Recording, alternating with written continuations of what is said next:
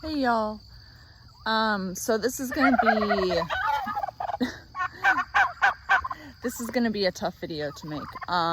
This one is gonna kind of cover, like the title says, the harsh realities of farming. Inevitably, if you farm animals, you will have loss. And sometimes it's pretty significant, which is something that happened here in our case. There's the saying that if you have livestock, you have dead stock, and it's true. It sucks.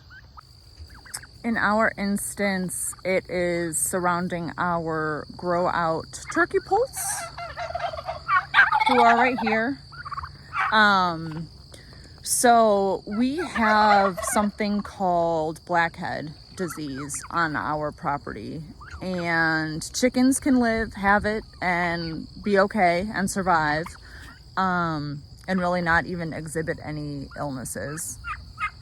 Turkeys, on the other hand, blackhead disease can decimate your entire turkey flock.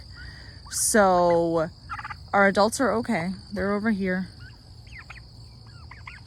They've actually had blackhead themselves and gone through treatment. I did an antibiotic treatment for them, which is how some of them ended up in our breeding flock, because if they receive antibiotics, they will not be used for human consumption in any way, shape, or form.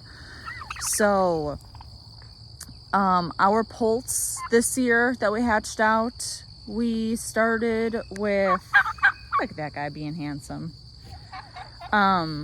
We started with 36. We are down to 16 or 17 now, with 3 more in isolation, which is they are in that far pen back there, separated from the rest of the flock.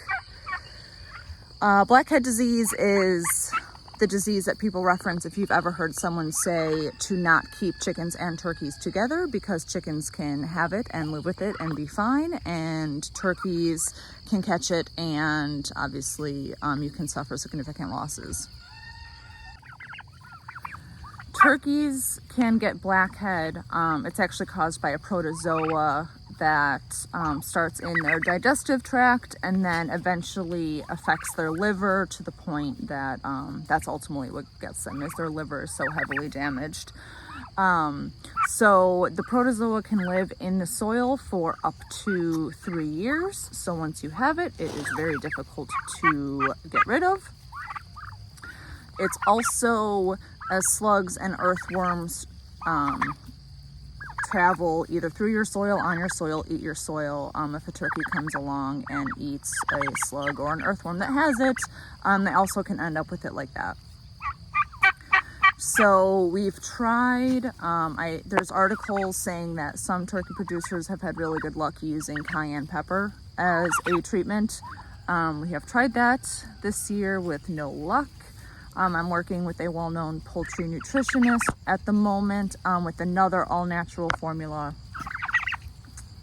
So far that does not seem to be going well. So we'll keep trying for our guys that are in isolation right now, as well as for anyone else that may come down with the illness. I'm not feeling very hopeful at the moment, unfortunately.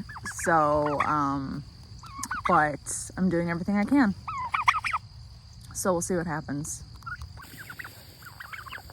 When you try and raise your animals in a natural environment, like we do here, on pasture, fresh grass, sunshine, exposed to weather, when you play in nature, sometimes nature does play back, and that's kind of what's happening in our instance. That can also be said about, losing animals to predators. When you put your animals out there in nature, nature doesn't stop existing or behaving. So it's kind of one of the negatives, but overall I believe that it is still the proper way, or more ethical way, to raise animals, because they're still living a really good life. As far as the future of our turkey program, I'm really not sure at this moment. kind of just trying to get through this year, and then we'll decide. We may just end up hatching out poults as babies and then just selling baby poults to people, as long as the baby poult is placed immediately in the brooder after hatching.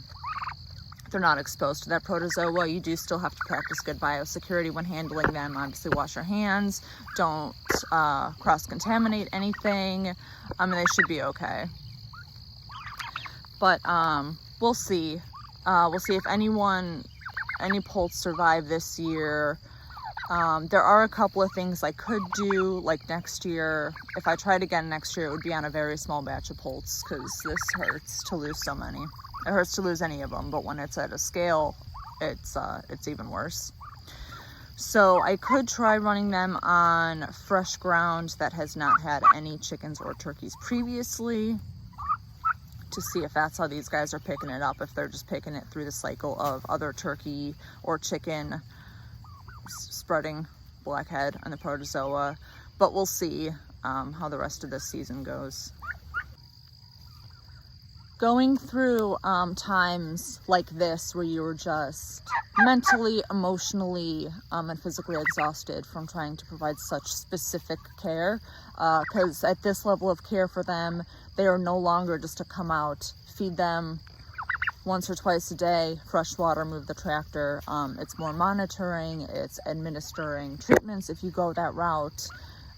It kind of becomes all-consuming. It also consumes a lot of your headspace. Going through these types of things will really test you as a farmer, and they have the potential to break you, to be honest, because you work so hard, and then sometimes still bad things happen, kind of no matter what you do. So this is where you really build a whole lot of resilience. Thankfully, I guess, before this, through the 3 years of having chickens and livestock that I have, I've kind of built that thicker skin and my resilience. So this will not undo me as much as it tries. Some days it does. But you know, once you kind of routinely experience loss when you have so many animals on your farm, especially poultry. Poultry are probably some of the least hardy animals, say compared to pigs or cows or larger livestock. So, you know, when you have 250 poultry on your farm, routine or loss becomes pretty routine. So you kind of build up your thick skin. So this is kind of, you just got to roll with the punches.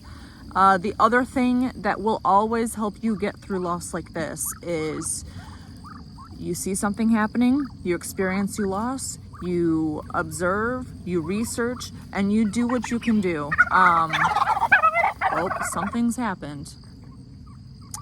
But learn from it. As long as you can learn from it and make adjustments to either improve their care that you can provide for them to help prevent it, improve your management to help prevent it. All right, it started raining, so we're gonna make our way inside. So yeah, as long as learn from it.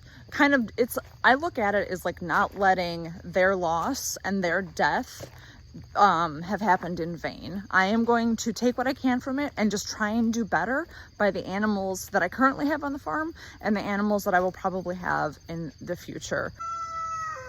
So if you currently have some poultry or livestock, or if you're thinking of getting poultry or livestock, just know that you will inevitably experience loss. And it happens to everyone. No one likes to talk about it. Most people that have chickens, if you're on a Facebook group or see it on YouTube, everything is just fine and beautiful and nothing dies and everything lives forever. It's not true. So when it happens to you, just remember it happens to everyone, even if they aren't talking about it. And just learn what you can from it to try and do better in the future. But stay strong, stay resilient, and everything will be okay.